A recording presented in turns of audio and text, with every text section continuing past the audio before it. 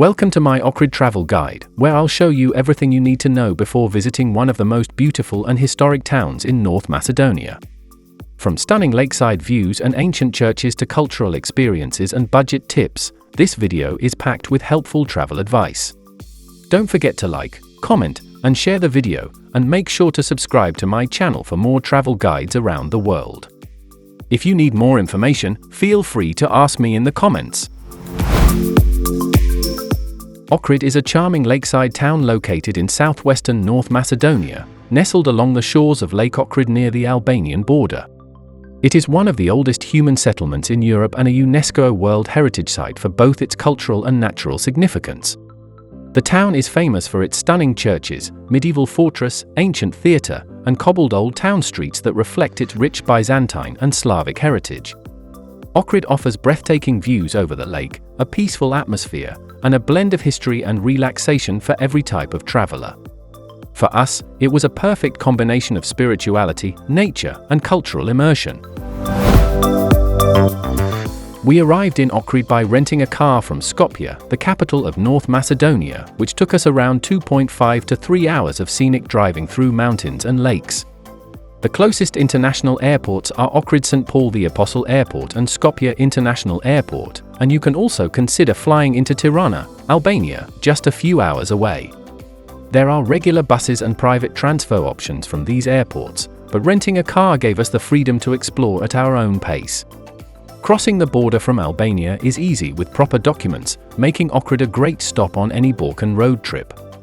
The journey itself was part of the adventure, with panoramic views and peaceful countryside roads. Getting around Ohrid was surprisingly easy, especially with our rental car, which allowed us to visit hidden gems around the lake and in the national parks. The town centre and Old Town are very walkable, and we enjoyed strolling between historical landmarks and lakeside cafes. For those who prefer not to drive, there are local buses and taxis, as well as bike and scooter rentals that make it fun to explore nearby beaches. One of our favorite experiences was taking a boat tour across the lake to visit St. Naum Monastery, which offered a different perspective of the region. Whether on land or water, Ohrid is compact and tourist-friendly. The local currency in Ohrid is the Macedonian dinar (MKD), and while some tourist spots accept euros, it's best to carry local cash for daily expenses. Most people speak basic English, especially in tourist areas, but learning a few Macedonian phrases can go a long way in connecting with locals. EU and many non-EU citizens can enter North Macedonia visa-free for short stays, but it's always smart to double-check the latest entry requirements. Culturally, Ohrid is very respectful and welcoming, with a relaxed pace of life and warm hospitality. Dress modestly when visiting churches, and be prepared for laid-back schedules where things don't always run exactly on time, but that's part of its charm. Exploring Ohrid Old Town felt like stepping into a living museum with its narrow stone alleys, traditional architecture, and vibrant mix of local shops and cafes. From the top of Samuel's fortress, the panoramic views over Lake Ohrid were breathtaking, especially during sunset. I was deeply impressed by the frescoes and peaceful atmosphere inside the Church of the Virgin Mary Parableptos, a hidden gem tucked above the old town. Walking through the lower gate of the city wall gave us a true sense of the town's ancient fortification system and historic charm. Near the entrance of the old town, we paused to admire the monument of St. Naum of Ohrid, a tribute to the saint who played a major role in spreading Christianity in the region. The Robawi family house, turned into a museum, offered fascinating insights into Ottoman period daily life and Ohrid's aristocratic families. I found the Church of St. Sophia to be one of the most spiritually and architecturally impressive landmarks in the city. Sitting on ancient stone seats at the ancient theatre of Ohrid, it was easy to imagine performances happening there centuries ago. One of the most unique experiences was visiting the National Workshop for Handmade Paper, where they still use a Gutenberg printing press. We stumbled upon the old swimming court, a nostalgic lakeside spot where locals enjoy summer swims. A leisurely walk along the Ohrid boardwalk was one of the most relaxing parts of our trip, especially in the golden hour. The nearby beach Saariste was perfect for a quick dip and sunbathing, with crystal clear water and local vibes. I loved exploring the Plaušnik Archaeological Park, where ancient ruins and religious heritage beautifully coexisted. Next to it, the Church of Saints Clement of Ohrid and Panteleimon offered a serene spot for reflection with its impressive frescoes. Perched dramatically on a cliff, the Church of St. John at Carneo was undoubtedly the most photogenic and iconic landmark of Ohrid. Just below the church, we relaxed at Carneo Beach, a small but charming spot for swimming and enjoying the view. Another quiet alternative was Beach Labino, which felt more secluded and natural, ideal for a peaceful afternoon. The Mosque of Ali Pasha stood out with its Ottoman architecture and peaceful courtyard, adding to the town's diverse religious history. We enjoyed the lakeside vibes at Ohrid Lake Promenade, where locals stroll, musicians play, and the ambience is always lively. Shopping in Ohrid Bazaar was a joy, especially for handmade jewelry, copper items, and local honey. A short walk took us to the Church of the Virgin Mary Kamensko, a lesser-known spot with unique frescoes worth stopping for. We also visited St. Demetrius Church, a smaller but peaceful chapel nestled among houses. Driving up into Galachicha National Park, we experienced one of the best panoramic viewpoints over both Lake Ohrid and Lake Prespar. The quaint Trapegia village and beach felt like a Mediterranean escape, perfect for a laid-back lunch and swim. The reconstructed Bay of Bones Museum, built over the lake on stilts, gave us a fascinating glimpse into prehistoric lake dwellings. We swam and relaxed at Gradiste Beach, a more lively and social beach popular with young travelers. The boat trip to the monastery of St. Naum was unforgettable, not only for the monastery itself but also the nearby springs with turquoise water. We made a day trip to Prespar Lake, which was less touristy and surrounded by untouched nature. Lastly, visiting Struga was a great contrast to Ohrid, with its riverside cafes and multicultural flair, and we ended our day with a quick swim at the male and women's beach in Struga, a spot loved by locals. If you're visiting Ohrid, don't miss the chance to swim in the crystal clear waters of the lake. It's incredibly refreshing and safe for all levels. Kayaking early in the morning was one of my favorite activities, with peaceful surroundings and the occasional fish jumping out of the water. Joining a boat tour is a relaxing way to admire the shoreline, explore hidden spots, and hear local stories from the guides. Sunset watching is magical here. Find a quiet spot by the water or a high vantage point and just let the colors take your breath away. Hiking in the surrounding mountains offers amazing lake views and a chance to enjoy untouched nature. If you're feeling adventurous, I highly recommend paragliding over the lake. It's a once-in-a-lifetime experience with stunning panoramic scenery. Exploring the town's ancient churches gave me a deep appreciation of the region's religious and cultural layers. Renting a bike and cycling along the lakeshore was both fun and practical, with plenty of scenic stops along the way. You have to try the traditional Macedonian food, grilled meats, fresh salads, and delicious pastries made every meal memorable. I loved relaxing in small public parks where locals gather in the evenings to play music and enjoy each other's company. Don't skip a wine or rakicha tasting experience. It's a great way to learn about local flavors and traditions. One night, we stumbled into a live traditional music performance that turned into a spontaneous dance party, such a warm and joyful atmosphere. Shopping for handmade crafts and souvenirs is not only fun but also supports local artisans who preserve centuries-old skills. Visiting archaeological sites in the area helped me understand the deep roots of this lakeside town. If you're a nature lover, bring your binoculars. Bird watching around the lake is surprisingly rewarding. For something unique, I recommend camping by the lake under the stars. It's peaceful and truly memorable. Ohrid is a paradise for photography lovers. The blend of nature and history gives you endless inspiration. Paddleboarding is a great way to connect with the lake and get a bit of exercise while soaking in the views. Take your time to explore local museums. Each one offers stories and artifacts that bring the region's past to life. And finally, don't forget to spend lazy hours at lakeside cafes, sipping coffee or cold drinks while watching the world go by. One of the best ways to connect with Ohrid's local culture is by attending a traditional music performance or a lakeside religious celebration, which reflect the town's deep Orthodox Christian roots. Locals are warm and hospitable, and it's common to be invited for coffee or even homemade rakicha if you're friendly and respectful. Visiting monasteries and churches gave me a strong sense of spiritual life here. Modest clothing and quiet behavior are appreciated at these sites. Ohrid's pace of life is relaxed, so it's best to slow down, be patient, and enjoy the moment. Simple gestures like learning a few Macedonian phrases and greeting people with a smile go a long way in creating meaningful interactions. Each season offers something unique in Ohrid. Summer is vibrant and lively with swimming, festivals, and warm temperatures, perfect for enjoying the lake. Spring and autumn are quieter, ideal for hiking, photography, and exploring without crowds while still enjoying mild weather. Winter is peaceful and less touristy, with a romantic atmosphere and a few cultural events still taking place. We visited in late spring, and it was the perfect balance between good weather and fewer tourists. No matter when you go, Ohrid has a timeless charm that adapts beautifully to every season.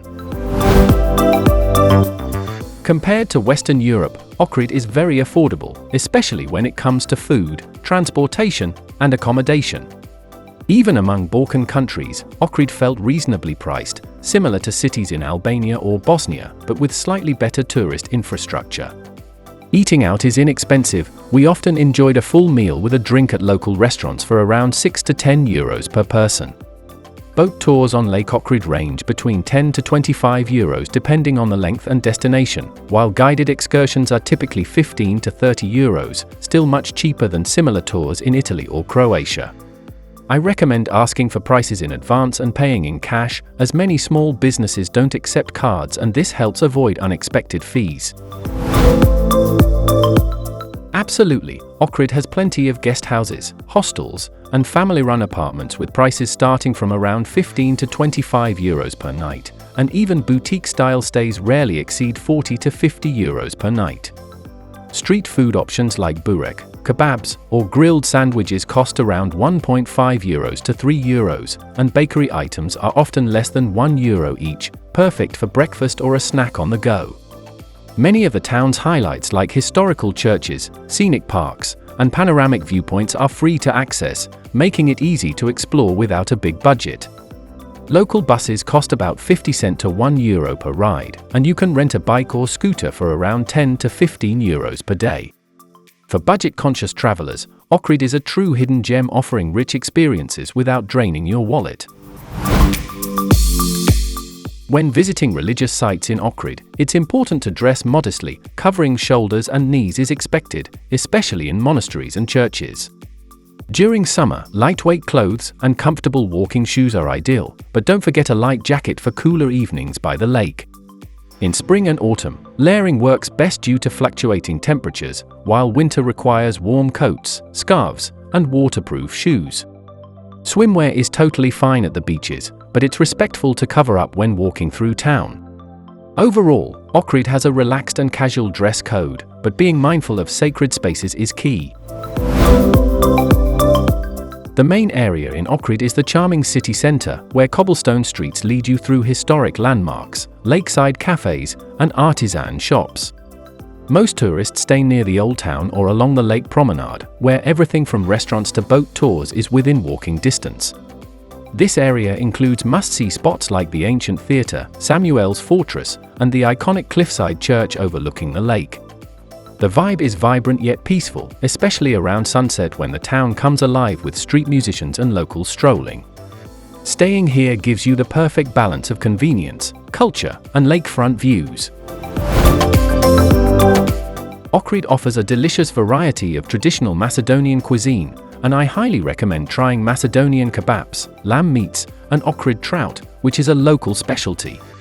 There are plenty of restaurants with lake views where you can enjoy hearty meals for around 6 to 10 euros, and street food like burek or kebabs is tasty and budget-friendly. If you're vegan or vegetarian, you'll find options like shopskar salad, roasted vegetables, and bean-based dishes in most places. For a more upscale experience, there are a few fine dining spots offering gourmet takes on local dishes with great wine selections. I also loved grabbing fresh pastries and coffee from family-run bakeries while exploring the old town. One of the most popular souvenirs in Ohrid is the traditional Ohrid pearl, handcrafted by local families using a unique secret technique. You'll also find beautiful handmade wood carvings, religious icons, and woven textiles that make thoughtful gifts. Local honey, homemade rakia, and herbal teas are great to take home, and they often come nicely packaged for gifting. Bargaining isn't very common in most shops, but it's acceptable at open markets, just do it politely. Shopping in Ohrid is a cultural experience in itself, with many products reflecting the region's rich traditions and craftsmanship. The best area to stay in Ohrid is definitely the Old Town, where you're close to historic landmarks, restaurants, and the lakeside promenade. We stayed at Casa Germanoff, and I highly recommend this charming guest house with a lake view, and it was perfect for soaking in the town's atmosphere. Accommodation options range from budget hostels and cozy Airbnbs to boutique hotels and a few lakeside luxury stays. If you prefer something quieter, there are also peaceful guest houses just outside the center with great lake access. No matter your budget, you'll find a stay that feels both personal and scenic. Ohrid's nightlife is laid back and authentic, with a mix of cozy wine bars, traditional music taverns, and a few vibrant lakefront party spots. We enjoyed sipping local wines in dimly lit cellars and chatting with locals in chill cafes that transform into bars after dark. If you're in the mood for dancing, some venues near the lake play international hits and stay open late during the summer. There are also relaxing lounge-style places where you can unwind with a cocktail under the stars. It's not a party capital, but the warm ambience makes nightlife here feel more personal and cultural. If you're short on time, you can explore the main highlights in 2 full days, including the Old Town, a boat tour, and lakeside relaxation. However, spending 3 to 5 days lets you slow down, visit surrounding villages, hike in the national park, and truly absorb the town's charm. We stayed for several nights and loved having time to both relax and explore nearby attractions like St. Nome and Tropaica. Longer stays also give you a chance to enjoy the rhythm of daily life and sunsets without rushing. Ohrid rewards both quick visits and deeper stays depending on your travel style. Yes, Ohrid felt very safe, even when walking around the old streets at night, and I'd recommend it for solo travelers, including women. Locals are friendly and helpful, and we never encountered any uncomfortable situations. The main things to watch out for are overpriced taxi fares or street vendors slightly inflating prices in touristy areas. Just ask for prices in advance. In case of emergency, the general emergency number in North Macedonia is 112, and pharmacies and clinics are available throughout the city. Overall, we felt completely at ease throughout our trip. Absolutely, Ohrid is a hidden gem that offers a perfect mix of history, natural beauty, and cultural depth. The peaceful atmosphere, combined with affordable travel and welcoming locals, made it one of the most memorable stops on our Balkan journey. From sunrise hikes to sunset boat rides, every moment felt authentic and relaxing. Whether you're here for a quick getaway or a longer cultural immersion, Ohrid delivers far more than you expect. I'd return in a heartbeat and recommend it to anyone looking for something special and off the beaten path. Thanks for watching my Ohrid travel guide. I hope it helped you plan your trip and inspired you to explore this hidden gem. If you enjoyed the video, don't forget to like, comment, and share it with your friends, and subscribe to my channel for more adventures coming soon. If you still have questions or want extra tips, feel free to drop a comment below and I'll be happy to help.